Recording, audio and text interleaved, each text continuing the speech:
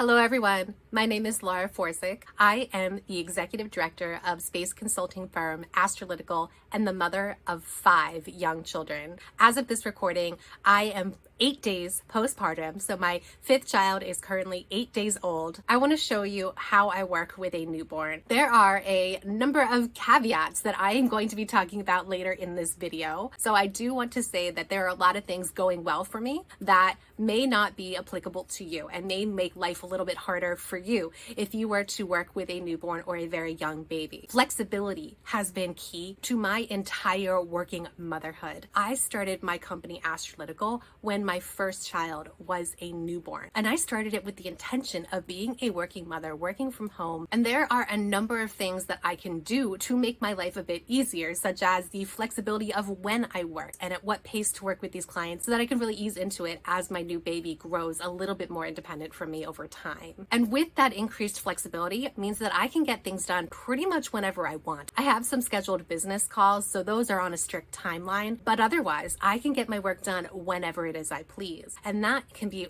really, really helpful when I am holding a baby most of the day. If you are positioned in a way that you can't move your hands and arms without disturbing the baby, what I like to do, this is of course not required for anybody, but what I like to do is put on something that I could watch or listen. So a podcast or a webinar recording, something where I can still be informed about space, keep up with the latest space news, but I don't have to physically be doing anything other than listening or perhaps watching. If it's recorded like a podcast or a webinar, you can pause it. If you are trying to calm a screaming baby, you're not going to miss anything because you've got the ability to pause. If you are holding the baby with one hand and you've got another hand free, my right hand especially, then you can do things like scroll social media. You can read news, especially space news. I read a lot of space articles every day. You can write up short emails or short documents. The outline for this video was written entirely one-handed as I held my baby. And so think about the creative things that you can do just typing with one hand. It is slower, at least for me, to type one-handed,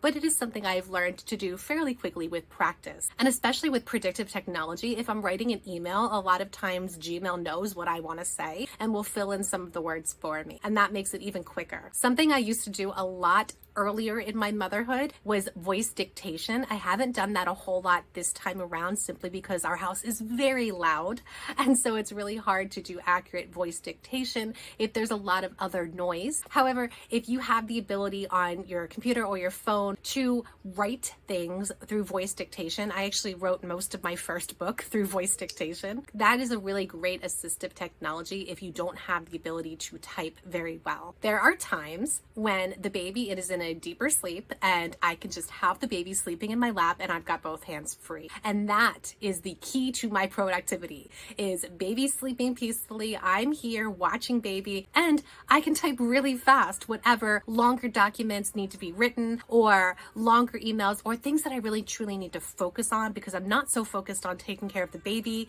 Instead, I am focused on my work. And then when I have a business call or when I want to get away and have these recordings done, that is when my husband takes care of the baby. Here I am in the home office, baby free for a little while. I had a business video call before this recording with a client. These are the ways that I have found to work around the baby. I did want to talk about some of those caveats that I have working in my favor. Don't feel bad if you feel like this is impossible to do working with a newborn, because I do have some things that are to my advantage that you may not have. The very first thing is a supportive partner with paternity leave. My husband actually has a very generous paternity leave right now for the United States, not generous compared to the rest of the world. We also have a fairly simple situation. Those of you who know me personally are probably laughing because it's not actually that simple. We don't have any medical issues. My baby is fine. I'm fine. We don't have outside child help, but we do have outside cleaning help. So grateful that we have someone who comes over once a week, cleans the house for us. If you have the ability to have outside help, whether it's family help or paid help, I encourage you to take advantage of that. I already discussed the flexibility of running my own business, having my own schedule, not being accountable to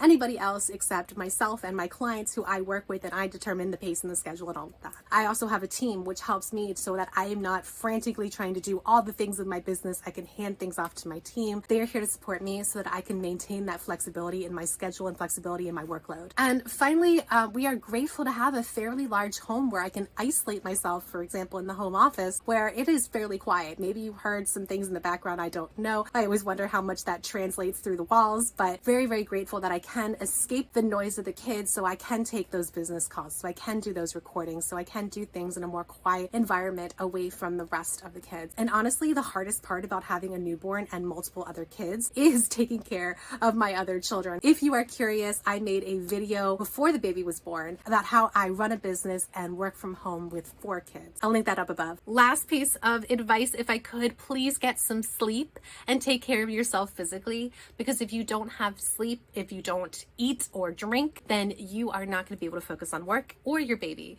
If you have any questions about working motherhood, running a business as a working mother, having 5 children, please reach out to me. I'm happy to talk to you.